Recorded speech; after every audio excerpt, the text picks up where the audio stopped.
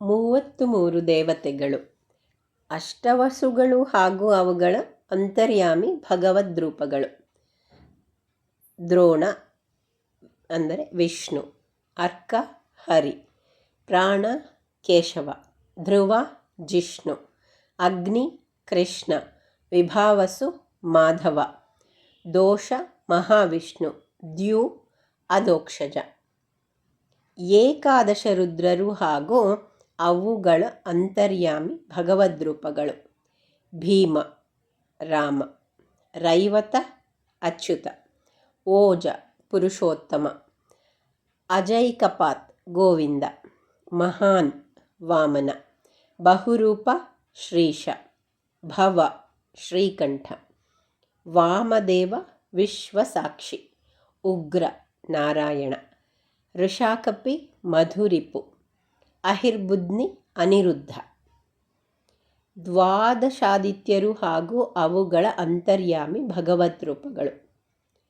ವಿವಸ್ವಾನ್ ತ್ರಿವಿಕ್ರಮ, ಆರ್ಯಾಮ ವಾಸುದೇವ, ಪೂಷ ಜಗದ್ಯೋನಿ, ತ್ವಷ್ಟ ಅನಂತ, ಸವಿತೃ ಶೇಷಶಾಯಿ, ಭಗ ಸಂಕರ್ಷಣ, ಧಾತೃ ಪ್ರದ್ಯುಮ್ನ, ಪರ್ಜನ್ಯ ದೈತ್ಯಾರಿ, ವರುಣ ವಿಶ್ವತೋಮುಖ, ಮಿತ್ರ ಜನಾರ್ದನ, ಶಕ್ರ ಧರಾವಾಸ, ಉರುಕ್ರಮ ದಾಮೋದರ.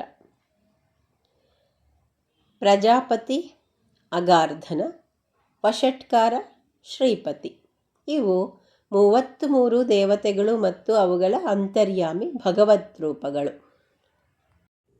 ಅಧಿಕ ಮಾಸದ ಆಚರಣೆಯಿಂದ ಶನಿ ದೋಷದ ಪರಿಹಾರ.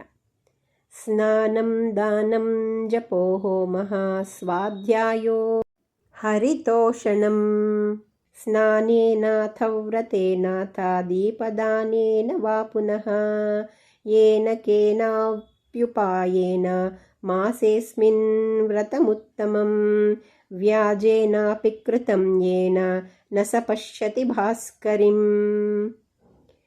ಅಧಿಕ ಮಾಸದಲ್ಲಿ ಸ್ನಾನ, ದಾನ, ಜಪ, ಹೋಮ, ಸ್ವಾಧ್ಯಾಯಗಳು ಶ್ರೀಹರಿಗೆ ಪ್ರೀತಿಕರ. ಇಂತಹ ಸ್ನಾನ, ವ್ರತ, ದೀಪದಾನ ಮೊದಲಾದ ಯಾವುದೇ ಉತ್ತಮ ಕಾರ್ಯಗಳನ್ನು ಯಾವ ನೆಪದಲ್ಲಿ ಮಾಡಿದರೂ ಶನಿದೋಷ ಪರಿಹಾರವಾಗುವುದು. ಅದರಂತೆ ನರಕ ಪ್ರಾಪ್ತಿಯ ಭಯವೂ ತೊಲಗುವುದು. ಭಾಸ್ಕರಿ ಎಂದರೆ ಭಾಸ್ಕರನ ಮಗ. ಯಮ ಹಾಗೂ ಶನಿ ಇಬ್ಬರು ಸೂರ್ಯನ ಪುತ್ರರು. ಇವರಿಬ್ಬರ ಭಯವು ಅಧಿಕ ಮಾಸದ ಆಚರಣೆ ಮಾಡಿದವರಿಗೆ ಒದಗದು ಎಂದರ್ಥ.